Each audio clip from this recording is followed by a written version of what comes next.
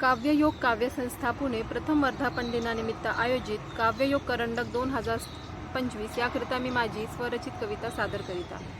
शीर्षक आहे माझे बाबा।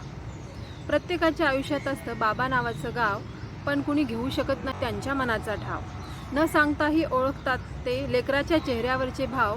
लेकरू कितीही मोठे झाले तरी घेतात ते त्याच्या हृदयाचा ठाव। फीस असो शाळेची वा असो इतर खर्च वेळ, बाबा पुरवतात पैसे आणि जुळवून देतात वेळ। बाबांना पाहून वाटते किती ते तेजस्वी सत्व। बाबा आमच्या 40 नंतर कळते तुमच्या प्रत्येक वागण्याचे महत्त्व। किती ते वाचन कथा पुराण निरंतर, बाबांजवळ बसल्यावर नाही वाटत देवात आणि माझ्यात अंतर। उठल्यापासून झोपेपर्यंत असते श्लोकांचे पठण, बाबांकडे पाहून वाटते होईल का आपल्याकडून एवढे वाचन। बाबा आणि चहा आहे कसं अतुलनीय नातं, हे तेव्हाच कळतं जेव्हा बाबांना कुणी चहा पिताना पाहतं। बाबांनी केलेली देवपूजा इतरांना वाटतो डंबाचार, पण खरं सांगू त्यांनी पूजा केल्यावरच वाटतो पूर्ण झाला कुलाचार। बाबा देवाला नैवेद्य दाखवतात तेव्हा वाटतो अर्पण सोहळा, त्यांच्या नैवेद्य मंत्रोच्चाराने होतात सर्वजण गोळा। देवाची आरती गाताना इतके होतात ते भक्तिमय की वयोमानाने शब्द मागे पुढे झाले तरी देवसुद्धा म्हणत नसेल की आता मी रागावलोय। जेवताना ते जरी एकटे असले तरी वाटतो पंगत सोहळा। एवढे तल्लीन होऊन ते श्लोक म्हणतात की कधीही श्लोक न ऐकणाऱ्यांचे सुद्धा कान होतात गोळा। वाटले आईवर 4 ओळी लिहिण्याचे सौभाग्य लाभले, आता बाबांवरही लिहू। खरे तर वहीच्या अंतापासून लिखाण सुरू केले, तर आता वाटते अगं अनगा अंत कुठे, आयुष्याची सुरुवातच आहेत ते। नावाप्रमाणेच ते आहेत अशोक, कुठलाही प्रसंग असो, ना कधी खंत ना कुठला शोक। नातवंडावरील प्रेम असते त्यांचे माराच्याच भाषेत, पण आता कळते ते होते भविष्यातील शिस्तीचे संकेत।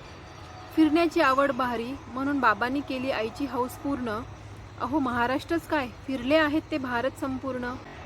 त्यांच्या नोकरीच्या काळात पाहिलेले आठवते त्यांचे पारायण आणि त्यांनी ऐकलेले प्रवचन।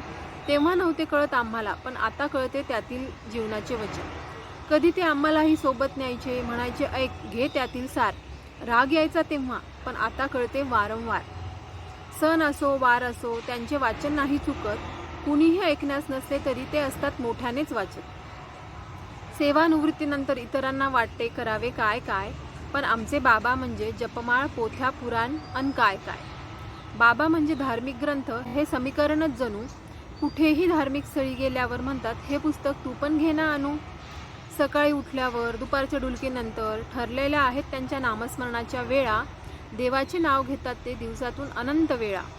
एवढ्यावर थांबतील ते आमचे बाबा कसले, रेडिओवरील फिल्मी गाणे ऐकून पुरवतात ते त्यांच्या कानाचे चोचले। अहो त्यांच्या तरुणपणी म्हणे आईबाबांना राजेश खन्ना आशा पारेख जोडी म्हणत, अन कधीही मॅटिनी शो ते नव्हते सोडत। आता वयोमानाने ऐकू कमी येते त्यांना म्हणे, पण कधी कधी अगदी बारीक आवाजात बोलले तरी नको ते ऐकू येते स्पष्टपणे। प्रत्येक क्षणी प्रत्येकाला ते सांगत असतात नामस्मरणाचे महत्त्व, कारणही तेच सांगतात यातच आहे जीवनाचे सत्व। त्यामुळेच फुल अन फुलाची पाकळी याप्रमाणे बाबा तुमचा वारसा पुढे नेत आहे।